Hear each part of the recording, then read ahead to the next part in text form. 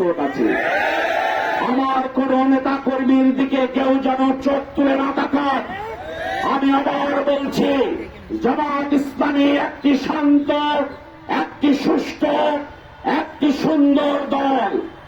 প্রশান্ত মহাসাগরের পাশে কাগজের নৌকা বানিয়ে খেলা করা যায়, পানির ভিতরে পা রেখে আমোদ ফুর্তি করা যায়, কিন্তু এই প্রশান্ত মহাসাগরের ঢেউ যদি একবার ঊর্ধ্বমুখী হয়, আটলান্টিক মহাসাগরের ঢেউ যদি একবার ঊর্ধ্বমুখী হয়, টাইটানিককেও ভেঙে চুরে চুরমার করে দেয়।